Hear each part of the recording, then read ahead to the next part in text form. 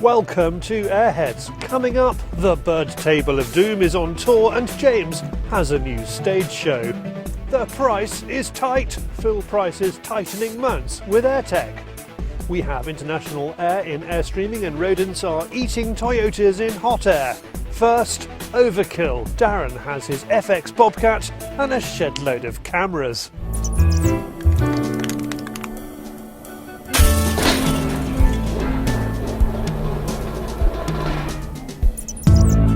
David said he didn't see enough of me on the last programme. So, hey, this morning I've been out doing some pheasant feeding for a shoot of mine, and I noticed that one of the horse jumps has been absolutely devastated by rats. When I say devastated by rats, I thought it was badgers had moved in, the digging was that bad. So I thought I've got to go grab a camera just so I can film and show how bad the damage was that these rats have been doing. And then what I'll do is I'll put a stealth camera out so I can see what's actually going to the jump. And if it is rats, as I'm 99% sure it is, then I'll sit up there and have a shoot. So this is all the digging that's been done, and you can see the rats have obviously been fairly active all through the night. It's obviously a raised horse jump, and they're undermining it down there. One big hole on the bottom, a mound of dirt that looks like a badger's been in there. So what I'm going to do now is I'll put a camera out, I'll put some feed out, we'll see what else going on, and we'll put some chocolate spread as well. You can't beat a bit of chocolate. Right, so there you go, I've got my bait piles out. Stick a little bit on there just for luck. What I'll do, where my little John Deere goat is parked over there, I just range fun at 35 metres away, so I can sit over there with the FX Bobcat and hopefully shoot anything and everything that I see come out of there. As always, I'm completely rushed for time, but I must go out and shoot these rats that I've found the footage of. So to make my life easier, I'm going to do some filming with the NiteSite, but I'm going to stick the NiteSite Eagle on. Because the NiteSite Eagle's their most powerful device that they do. It's got 5 infrared illuminators in there, and they quote ranges of up to 500 yards. So it's this quick and easy to put on. They've now slimmed it all down using a small lithium-ion battery, and in theory, if I turn that on, we should be working, and we are. Turn that illuminator down. Line it all up and we're happy. Right, so the reason that I'm doing this, going back, I'm using the Eagle, so then I don't have to take any other illumination for the main broadcast camera, so I can just sit there quick and easy and hopefully get these rats shot. So this is quite interesting. I'm sat here, and as you can see, that rat, I just look up with the thermal here quickly, that rat comes out, pokes its nose out around the side, has a sniff, it walks out onto that little bare patch, runs round, quick grab full of a mouthful of wheat, and then disappears back in again. And I can assure you the wind's in the right direction. Not once has that heard me, seen me, do anything all the time I've been sat here. But I've got to have a shot. I can't sit here any longer and keep watching this.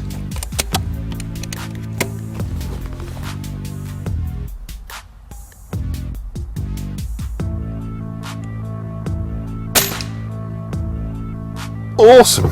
One dead rat.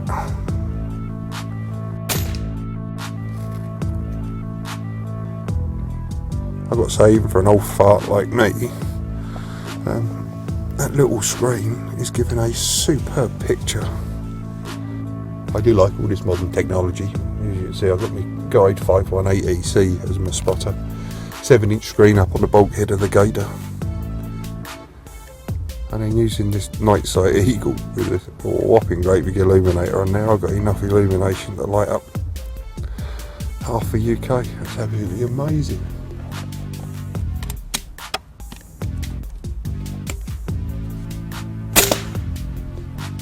Another dead rat. All I need is Roy now. Come on, Roy. Come pick all my rats up.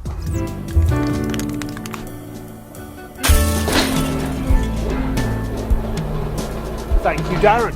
From rats to the open countryside, it is David with HotAir. This is HotAir. The RSPCA is stepping up its campaign to criminalise pest control. Both BBC and ITV News faithfully reported an RSPCA press release about a corvid found dead that had been shot by an airgun.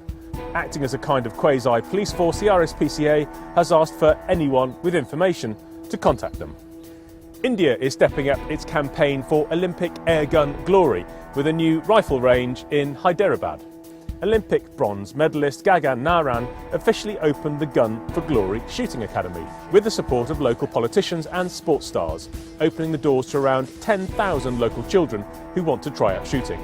India is still looking for a guaranteed place in the air rifle and air pistol events at the Rio 2016 Olympics. China has won 5 places, with Russia and the USA both with 2. Daystate is to cease production of its Mark IV airgun. The launch of the new Daystate Pulsar airgun means production has now switched. Over its colourful 7-year history, the Mark IV has seen many variants and types, from the early Mark IV ST, the addition of the information screen in 2009, and the limited edition Platinum in 2010. The rifle received a full update in 2014, with the last DS series receiving the replaceable air cylinder from the Regal. A limited edition commemorative air pistol sold out in just 4 hours at the SHOT Show. Umarex USA and US Marshals Museum offered a limited edition Colt single-action army revolver, also known as the gun that won the West. Limited 30 guns each, dealers had taken all of them soon after the doors to the SHOT Show opened. They'll be in shops in the USA in May 2015. The world's biggest online airgun retailer has announced its top-selling list of 2014. US-based Pyramid Air says that airgun manufacturer Crosman is the big winner. In the airgun category, the Benjamin Marauder made by Crosman is the winner, ahead of the Daisy Red Riders. The Crosman 2240 is the biggest selling air pistol.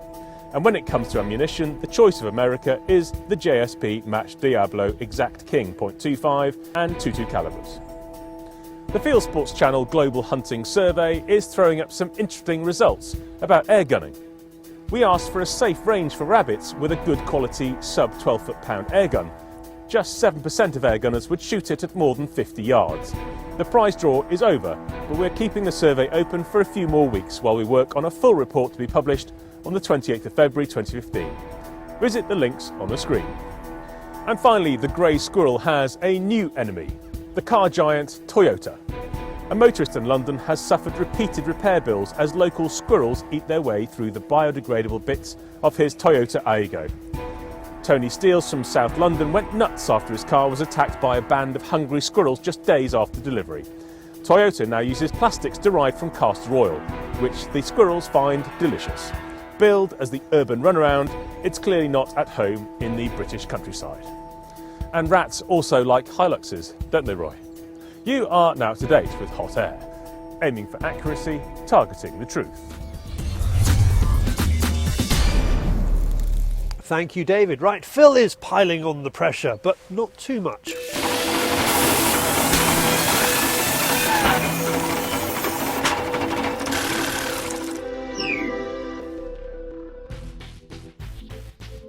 A lot of people don't pay a lot of attention to their mounts. You can have the best rifle and the best scope, but if you don't have them linked together properly, you're wasting your time. You're never going to get consistent accuracy. You're never going to get things to work the way you need them to. So I always recommend you buy good quality mounts, and I always use Sports Match. They're English made. I've used them probably nearly 30 years now, and they've always been completely reliable. Every time they do something that fits every scope, every rail width. There's always something out there, whether you need a one-piece to go on a heavy recoiling gun or two-piece mounts for, this is a PCP, so it's recoilless. There's always something out there to suit you, but it's really worth spending just a few pounds more to get something that won't let you down, and I know for a fact these have never let me down. If you've got a recoiling gun, a spring piston gun, or especially a gas ram, I'd recommend you use a one-piece mount. What you've got is a very, very long clamping surface, and also this pin here, you see, on most recoiling guns, there'll be a drill hole in the top of the action. You line that up and clamp it down, it cannot move. It's just never ever going to move. And you'd be amazed at how much force a spring gun can put through the scope and mount combination. If that's moving, your zero's getting lost. you're wasting your time. So if you've got a recoiling gun, definitely get a one-piece mount. However, there are some guns out there that will allow you to fit a one-piece mount onto a pre-charged gun. A BSA is a good example of this. Where the magazine goes in on that, there's actually no cutout in the rail. Most pre-charged guns have a cutout where the magazine sits. So you could, in fact, put a one-piece mount on this for belt and braces security. There's a couple of other, I think the Walther Rotec will allow you to do the same, some of the other Walthers, but generally, things like Air Arms and Day State, you'll find that you're going to need to use two-piece mounts.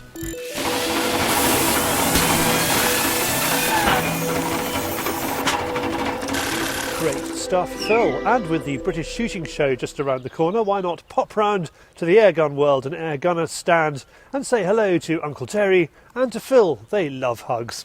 Now, someone else who likes a squeeze behind the bike sheds, it's James Marchington.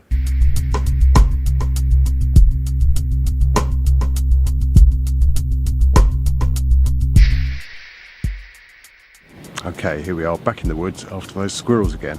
This time the landowner's relented and allowed me to fix something to his tree. So I should stand a chance of being able to shoot the squirrel as it's sitting there feeding, rather than having to get it on the approach or when it's a bit on edge waiting for trying to come in. So fingers crossed, might get a few now. And I didn't have long to wait. Here comes one now. Just wait here. We'll wait until it sits up so I can get a clear shot at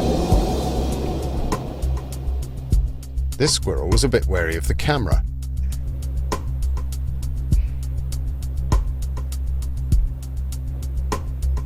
But before long he was sitting on the platform, tucking into the nuts. And that was my chance.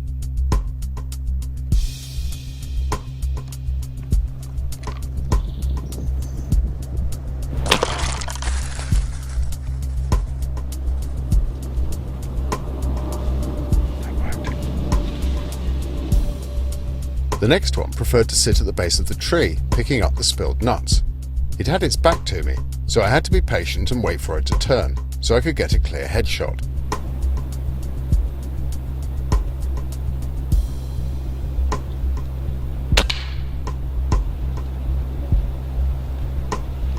So that was 2 down, and half an hour later there was another on the nuts.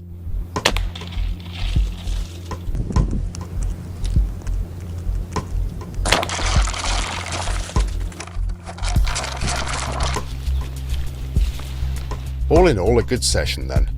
It certainly showed the value of building a simple feed point in the woods, so you can get clear headshots at the squirrels while they're on the bait.